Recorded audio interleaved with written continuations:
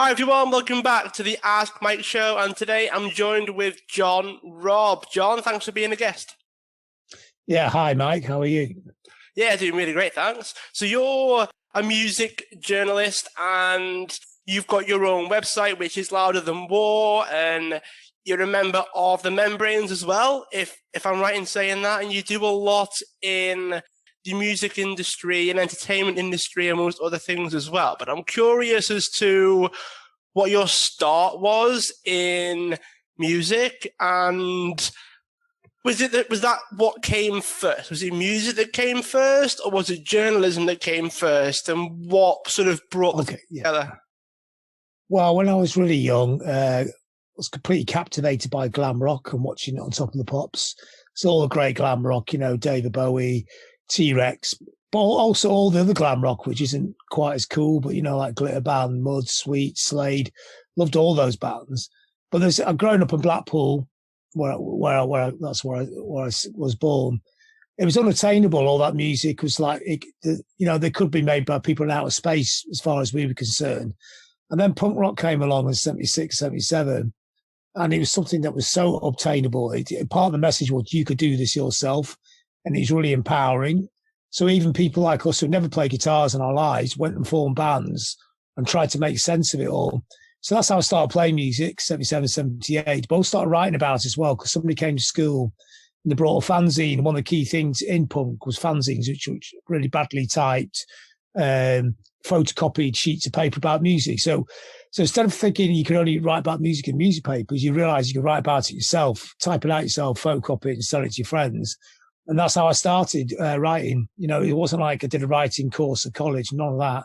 It was actually just getting a typewriter and typing out articles and writing about the music scene that we had in Blackpool and beyond. And so it was very DIY, which is a very big part of punk rock culture, do it yourself. It was, that was a message that came out, and we got that loud and clear. So even though Blackpool wasn't really on the cutting edge of the punk rock empire, we still created a music scene there. So we put gigs on, we had our band, we wrote about the music.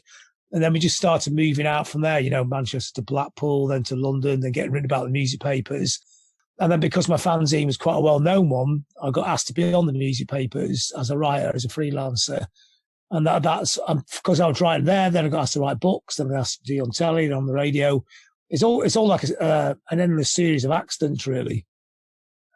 That's really interesting when you bring up the interesting series of accidents. That sounds pretty interesting in terms of like just how you phrase it. It was an accident, just worked out well. Yeah, it kind of was. It was always like that. Maybe I was quite good at it as well. I don't know. I've no idea. You just wrote stuff, and you just really into.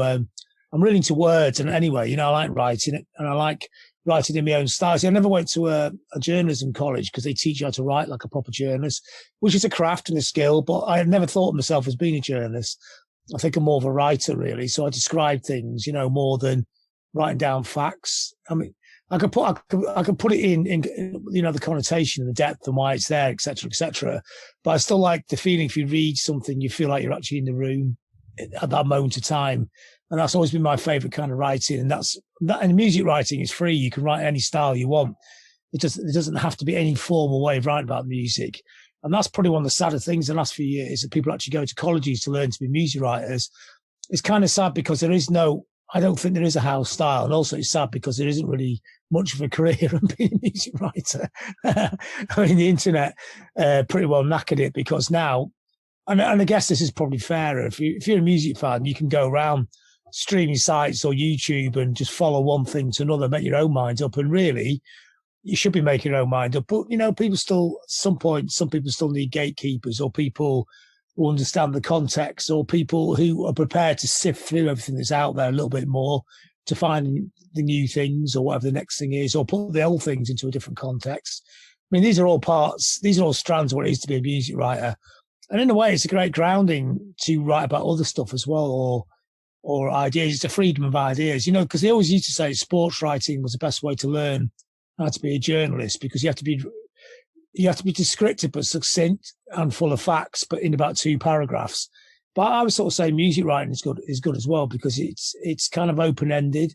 and it's about ideas, and it's creative writing as well. And I love that word creative. I think it's important that things have a creative basis. So what would you say were the big differences between the journalist style of writing and then the more creative style of music writing?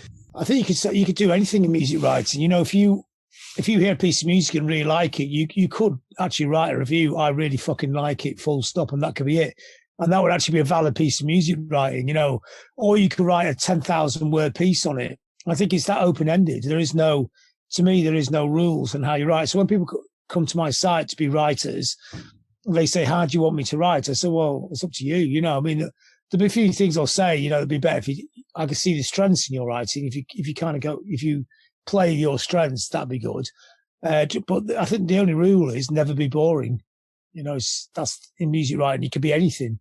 You could just put up a YouTube clip and not even write a word. You know, it is that open ended. It's communicating a feeling or a passion for a piece of sound.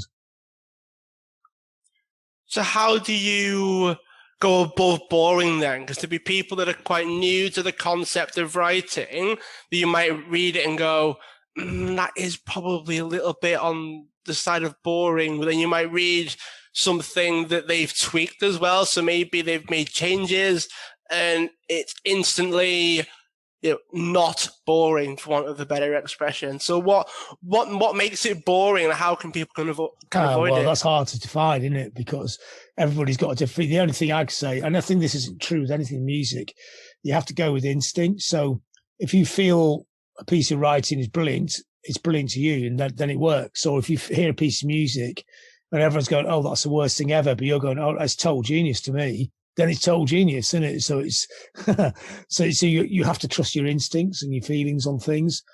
I think probably the most boring way of writing about music is that really formal, you've learned it at college way of writing about it. You know, it has to be a certain way. I just want to know, I think music writing it can be quite self-indulgent, and that's a strength because it's about your relationship to a piece of music or art, you know, and I want to know what that is. What does it make you feel like? You know, when you hear a piece of music, does it make you feel ecstatic or bored? You know, I don't care about the names of the people of the band. I don't think that's so interesting.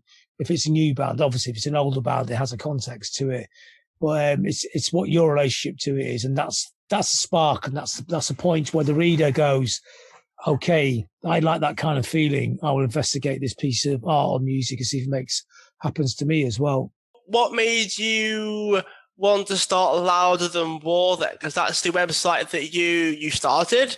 And what made you start that? And then is it your perception that makes people write for your publication, or do you have other people sort of judging it as well, or is there a level of like automatic acceptance onto your platform in that way? Well, I was writing for other websites, and then I just decided to do my own. So they were quite good, the other websites. They helped me set it up as well, which is pretty cool of them. But the site, it shouldn't really have a line to it. It should be like anything that people want to write. You can disagree. I don't tell people what to like. I think that's always madness. You know, it's up to them what they like, and they can write about it in the ways they want. I mean, I'll help them a little bit, but it's not for me to dictate what they write about. Not at all. I mean, it does make sense because, as you say, it is a perception. It is I don't know what you like, but if you like it, then that's okay. So from the writer's perspective, then, is it more about, as you said, playing to your strengths, but then understanding what your audience likes as well? I don't think you should worry about your audience. I think anything like that, you know, if you make a piece of music, you can't tailor make it for your audience. You just have to make it. And it's the same with the website as well. I mean, because now the internet, I mean, you'll have a core of an audience that read your website, but quite often people just read one piece and come back 6 months later. You know, it's because it goes out on social networking. If you write a piece about a certain band and people like that band, they'll come and read that piece, but they won't read the rest of your website, you know. And there's no point stressing about that. That's how modern media works. You know, people pick a mix. People read 6, 7 different websites in a day, you know, or they'll read what other people think about it. A Facebook page can be just as important. I mean, media is fractured now, as you know. There's so many different types of media, with all different. You know, when I was growing up, there'd be about 4 or 5 journalists who like the kind of music that we would make, and 2 radio DJs, and that would be it. That was all there was. But now there's 10,000, and they all have smaller reaches, so you have to hope you get a certain percentage of them. I mean, modern life's like that, and always, isn't it? Politics, music, culture. It's a patchwork, isn't it? It's a very fast moving patchwork. That's what the digital world's done, really. It's interesting that you bring up the fact that people can watch and listen to and read multiple different sites at the same time, because so many people struggle with trying to keep hold of their audience, their listenership, their readership, their whatever it is. And it's been a difficult conversation with myself when I first started with this thing, with the writing and the podcast and all those things, because when I first started, I couldn't wrap my head around the fact that, people that listen to other shows can also listen to mine, and vice versa. Although people don't have a lot of spare time, they can still do a lot with the time that they have, like they can listen to 4 podcasts in a week, and one of them can be yours. That's definitely doable. It's definitely possible. So once I wrap my head around the whole kind of, as long as what I do is helpful, as long as what I do is valuable to people, people will listen, and they will go and listen to something else, and they'll go and watch something else from somebody else. And that's how the world works. I like how you described it as a patchwork. I probably describe it as like a jigsaw as well, to a certain degree, like with different pieces from different people. And I think that's how a lot of people do it these days, isn't it? Yeah, I think some people actually had 3. They got 3 medias on at the same time. So people have YouTube on, the sound turned down while they listen to Spotify, while they're on Facebook. Yeah. Playing little bits of music, it's flicking from one thing to another. And it's, the attention span is super short now.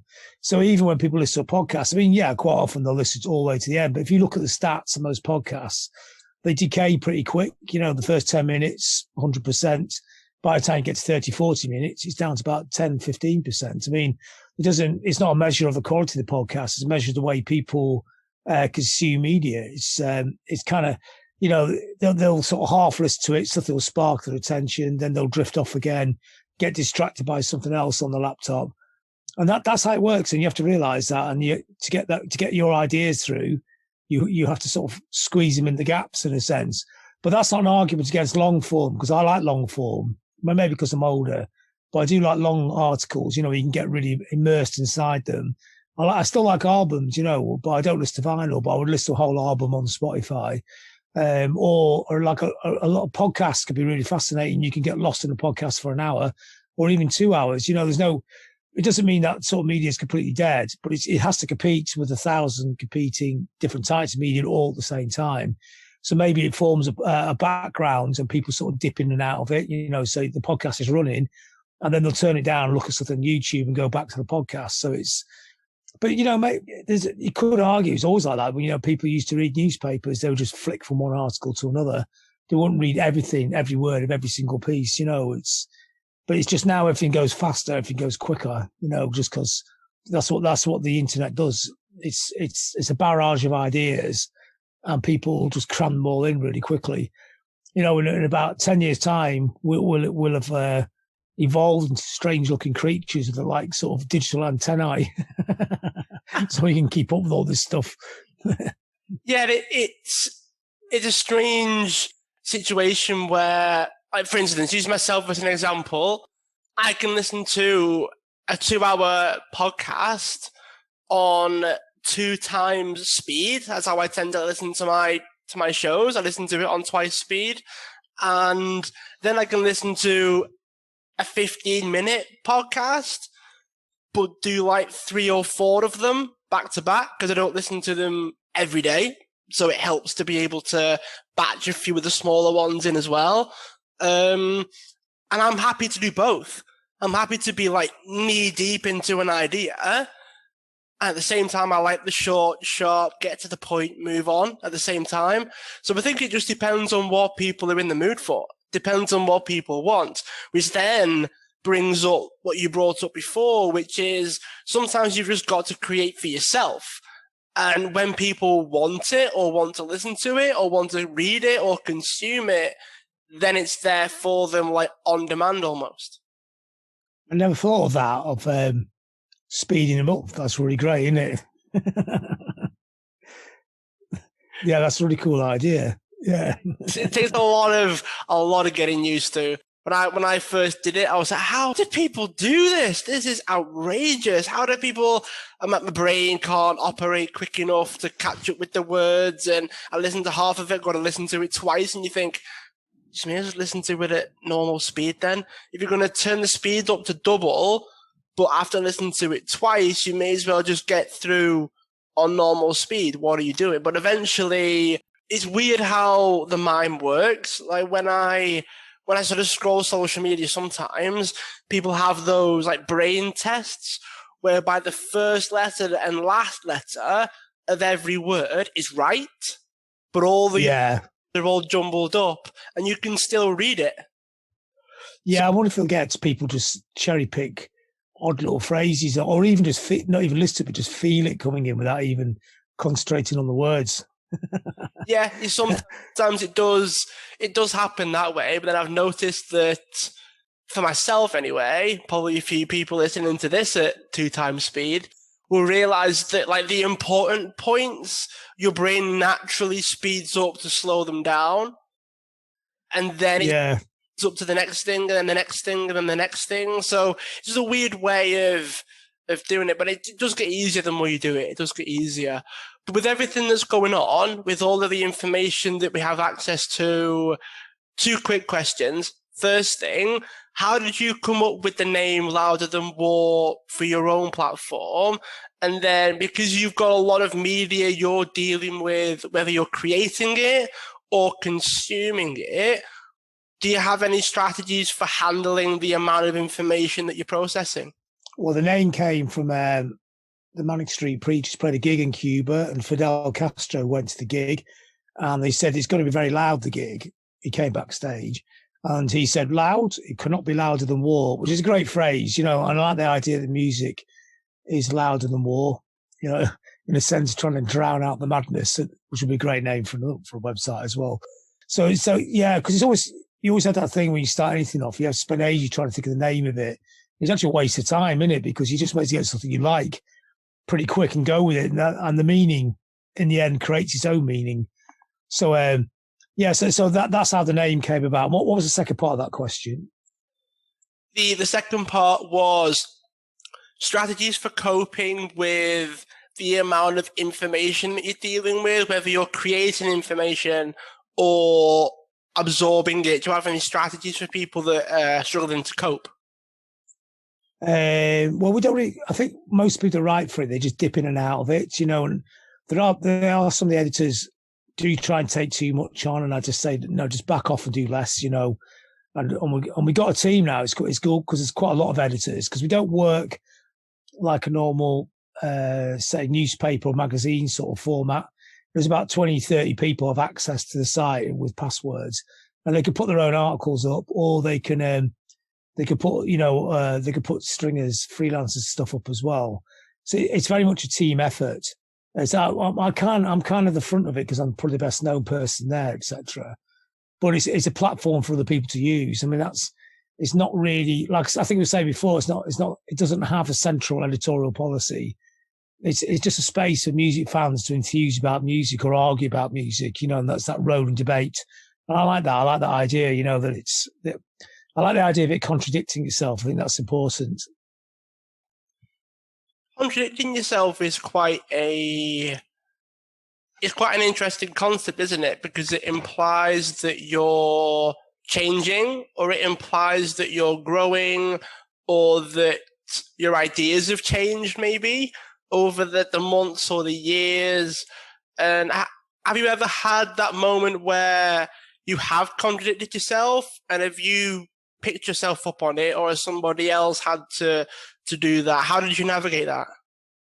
And I think it's fair. If we talk about the music you like or culture you're into, you should always contradict yourself.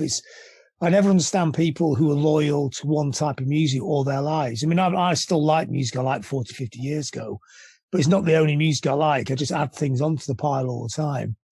I don't feel like I have to like 4 groups and that's it, and nothing else ever happened. Or if I went off that music, I'm free to go off it as well. It's between me and my instinct, my own taste, and it's got nothing to do with anybody else. So when I write about music, I think about that in those terms as well. You can say something's brilliant one day and terrible the next day, and it could be the same thing. I mean, that happens, doesn't it? There's some music you get so immersed in, you go down the rabbit hole and you listen to it for ages, and then you get so sick of it, you never listen to it again in your life. That's how people listen to music. It's not a fair system, is it? It's not meant to be fair, is it? It's what you like and it's what you don't like. And you don't owe anything to anybody else. You're just reflecting your own taste. And that's the weird thing about music writing. I suppose if you're writing a book, it's got more of a historical context to it.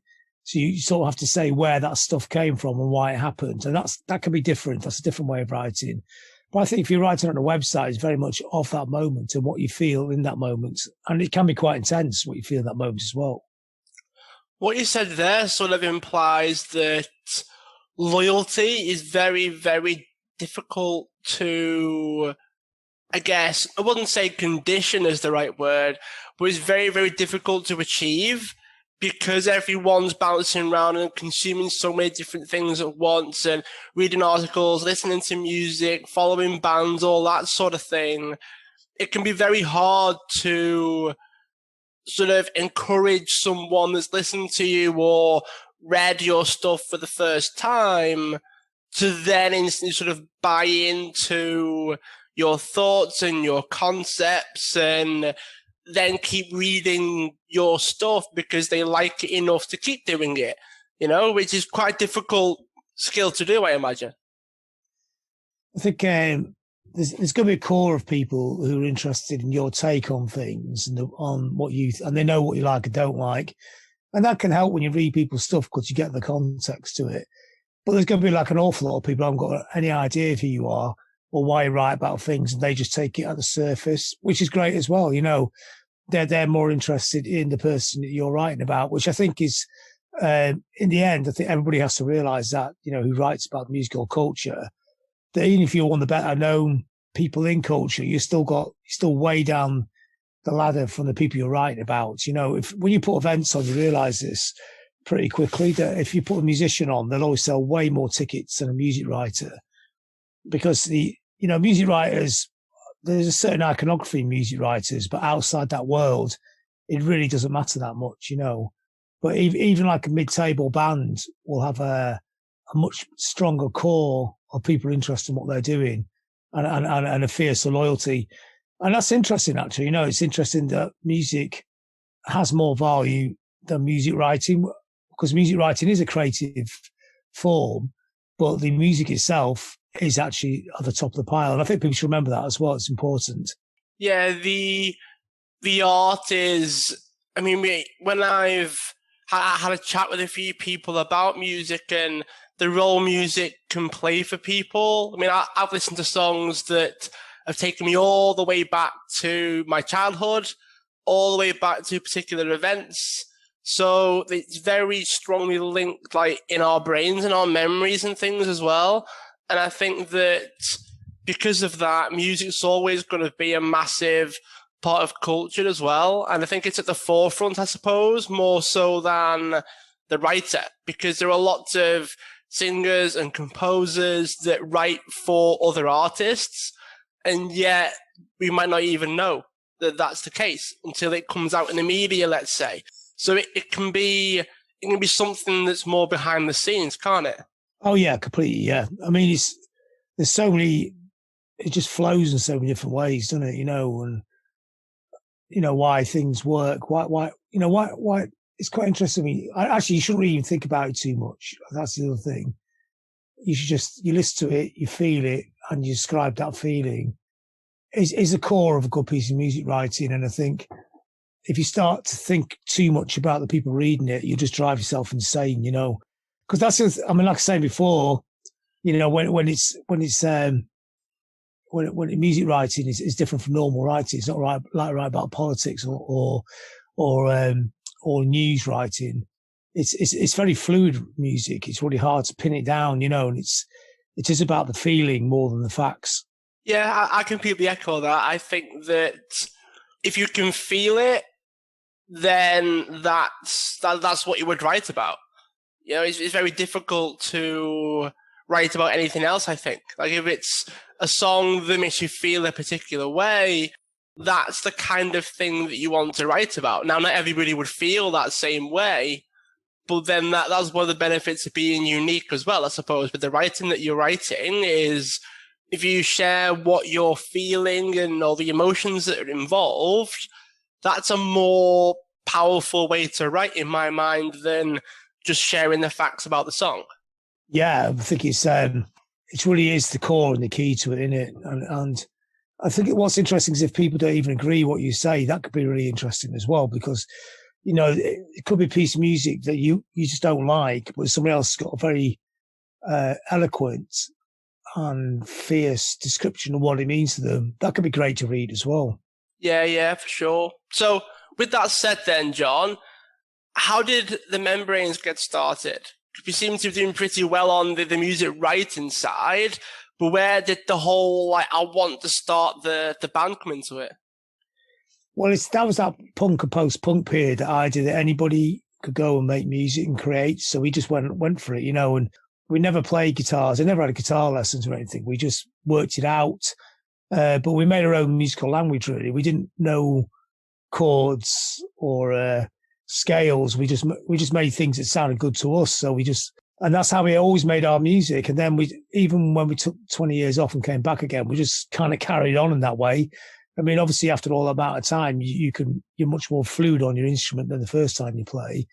But we still don't really work within the rules, So when I made the last album, where there's a lot of stuff with the choir on it, I mean, they're writing the music down as musical notation, which is incredible, because I was just singing the parts at them, stood in front of the choir, going, it has to go like this, whatever. And I don't really know how you put a choir into a song. I could just hear it in my head, and from that, you just make it happen by waving your hands around and singing bits of stuff to people and playing the other instruments yourself or with the band. Yeah. And in a way, there's a purity to that, because it is exactly as it is, as it comes out like that. So no matter how complex you make the music, it still purely comes out of you. And it's not a pop band, which is again, it's a craft. I mean, making pop music is a very big skill, to be able to make music. Yeah.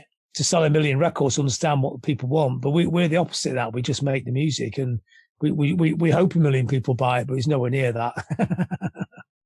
It's an interesting point when you're so focused on the art of it and actually making the music. Does that affect the music creation when it doesn't sell as well, or not many people listen to it as you would have hoped?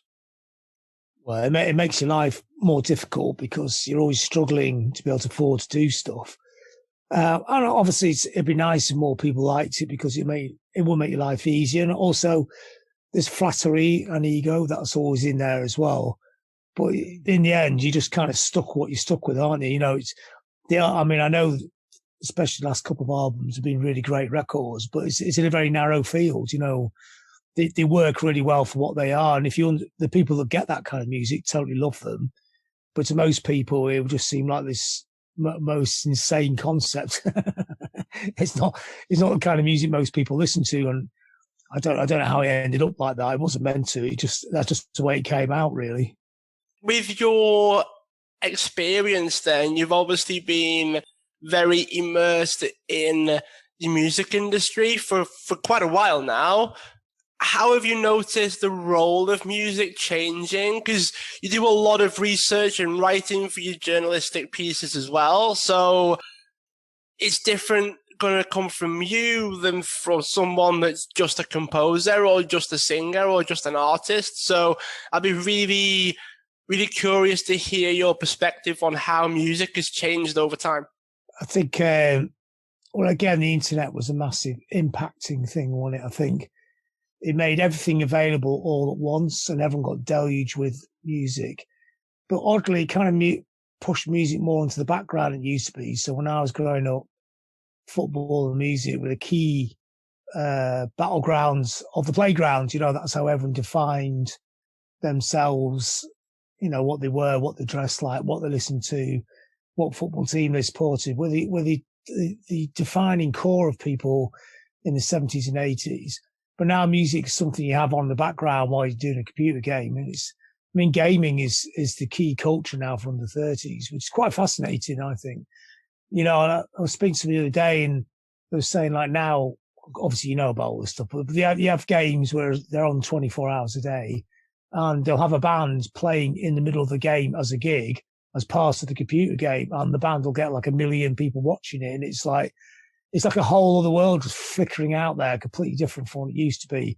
I think we live in a very multimedia time now. So like, gaming, streaming, YouTube, music, all stuff that's on computers and digital, all mashing together. So, which is odd when you make a piece of music, because to me, music is very all consuming. I like listening to music in headphones and getting lost inside the music itself. Mm-hmm. But for a lot of people, it is something that's just, and I know people that will listen to music on the podcast at the same time and just put the music just behind the podcast, and it's not got the full beam of attention that it would have had at one time, So in the 60s, say, if the Beatles brought out a single, it was a major cultural event. That was the moment of the year. Whereas now, even this has gone past this stage, but when iPhone brought out a phone, that would be on the news as a major cultural event. So the technology or all the other kind of mediums, all those things have become the mainstream, but they all work in pop cultural ways. So how they work is copied off pop music in a sense. It's the way pop culture kind of invented the modern playing field, and it's at the back of it somewhere. I mean, even modern politics is presented in a pop culture way. In pop culture, it didn't really matter what was true and what wasn't. So like the Sex Pistols are one of the greatest bands of all time, but half their story is sort of not really that true, and it doesn't really matter.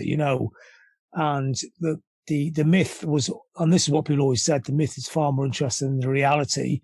And it isn't pop culture, but the trouble is people have extrapolated that idea out and put it into places where really the realities should be more important. Most bands, when they get really massive, they just get deluded and lost in their worlds. Yeah, it seems like the perception of everything to do with music is a little bit more important, I suppose, than the actual songs, how they're perceived, the meaning behind them, and all that sort of picture, I guess, is a little bit bigger or a little bit more influential than the song itself. Yeah, well, it's you definitely find this out when you try and get a track playing the radio. Is they don't really listen to the track. They're more into what's more important to them is their perception of what you are. So, no matter, and we're quite a diverse kind of music we make in the band. So the last single we made was just a choir singing over a pretty cool little beat, a little rhythm we had to it. And it's quite a beautiful track. It's quite epic and quite spectral. Yeah. And we took it to the radio. And if it'd been anybody else, it would have got the radio. But they just assumed, oh no, well that yeah, we really like what they do. It's really noisy and blah blah blah. But it's not really for a daytime. You can't play that in the daytime. But well, it's not actually like that. But you've not actually even listened to the track, so your perception goes right in front of you all the time. And I think, and I mean, this will be something I would say to a writer is try and get beyond perception. It's at least listen to it. And I know in music, all the other things are important. Of course, the perception's important. Of course, and especially in the UK, it's what you look like, what you dress like, how you live. The whole thing is part of it. All the greatest bands are 360 works of art, and, the mythology is important as well. But you have, at some point, you're going to have to listen to the music as well, because you can't just have, it's not like instead of having a 350 and not a 360 where you do everything apart from the music 10 is odd, isn't it? I mean, the music's got to be central and everything else moves around it. It would be interesting, though, if the whole image was created, but there was no music at the end. It'd be like getting to the other and go in. Yeah, I'm sure people have done that, Yeah. Yeah.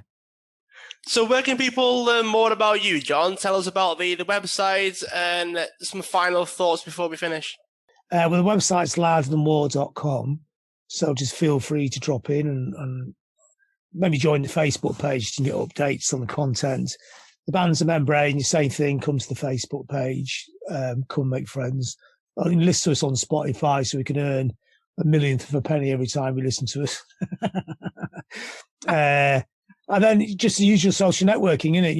Instagram, Twitter, Facebook. Just put my name in there. I'll turn up, JOHNROBB. All right, John. Well, it's been great to have you on as a guest. I really, really enjoyed our conversation. For those that are tuning in, make sure you subscribe. Make sure you reach out to John as well. Have any questions or love the kinds of things that he talks about on Louder Than War. And John, thanks again. I look forward to keeping in touch.